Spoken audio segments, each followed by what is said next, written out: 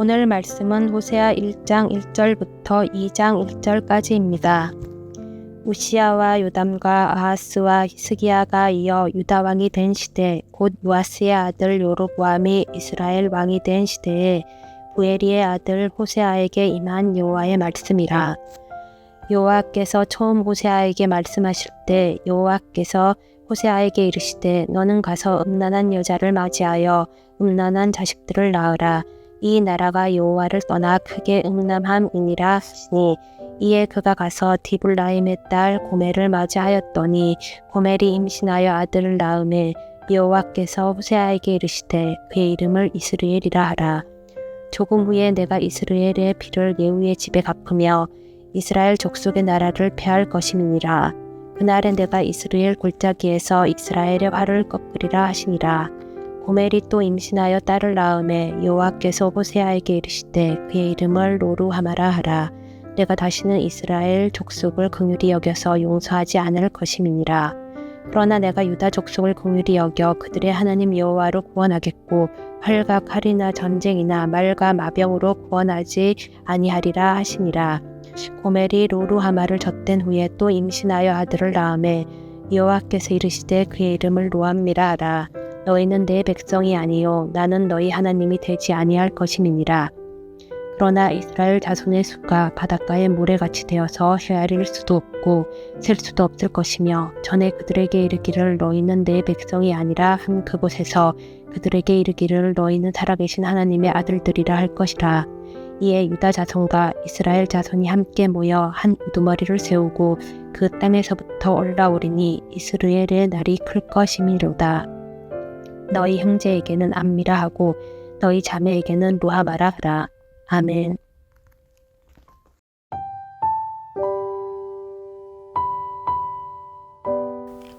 호세아서는 북이스라엘의 죄악 가운데서도 끊임없이 사랑하시는 하나님의 마음을 전하는 예언서입니다.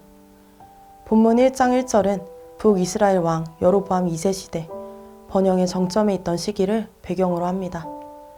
국가적으로는 풍요로웠지만 영적으로는 하나님을 떠나 깊이 타락한 시대였습니다.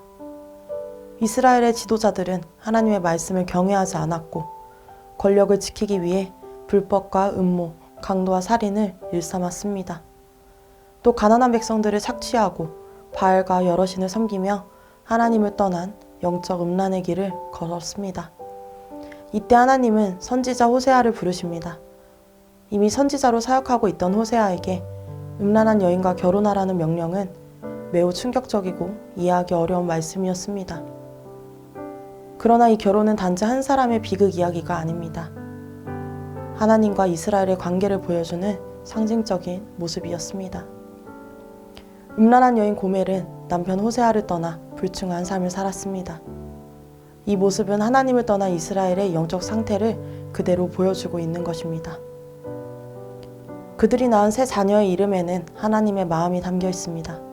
이스르엘, 심판의 날이 다가옴을 알리는 이름, 로루아마, 긍휼을 받지 못할 자, 로암미, 내 백성이 아니다 라는 뜻을 가지고 있습니다. 하나님은 이스라엘의 언약 파기와 배신 앞에서 너희는 내 백성이 아니다 라고 선언하고 계신 것입니다. 이렇게 보면 이스라엘과 하나님과의 관계는 완전히 끊어진 듯 보입니다. 그러나 놀랍게도 1장 10절부터 하나님은 회복을 선포하고 계십니다. 심판의 메시지 후에 곧바로 이어지는 회복의 말씀은 하나님께서 변덕스러운 분이셔서가 아니라 심판조차 사랑의 표현이기 때문입니다. 죄의 대가를 치르는 고통 속에서도 하나님은 백성이 돌아오기를 기다리시며 다시 회복의 길을 열어두십니다. 그래서 결국 2장 1절에서 하나님은 이렇게 말씀하십니다. 너희 형제에게는 암미, 내 백성이라 하고 너희 자매에게는 루하마, 긍휼을 입은 자라 하라. 부정의 접두사 로를 떼어내신 것입니다. 끊어졌던 관계가 회복되고 버림받았던 백성이 다시 사랑받는 자로 불리게 된 것입니다. 하나님은 심판을 즐기시는 분이 아니라 그 심판을 통해 우리를 다시금 참된 사랑과 자유의 자리로 부르시는 분이십니다. 하나님은 우리의 불순종을 그냥 지나치지 않으시지만 그 심판의 목적은 언제나 회복인 것을 우리가 기억하길 원합니다. 그래서 하나님께서는 당신의 사랑을 예수 그리스도를 통하여서 보이셨습니다. 하나님의 회복과 용서를 받음에도 불구하고 반복된 실패와 죄악의 길을 가는 우리를 대신하여서 예수 그리스도께서 희생하여 우리를 완전한 하나님의 자녀 되게 하셨습니다. 우리는 우리의 죄악으로 인하여 날마다 넘어지고 고통 가운데 있고, 그래서 때로는 우리가 심판 가운데 있는 것만 같은 상황에 있다고 생각할 때가 있습니다.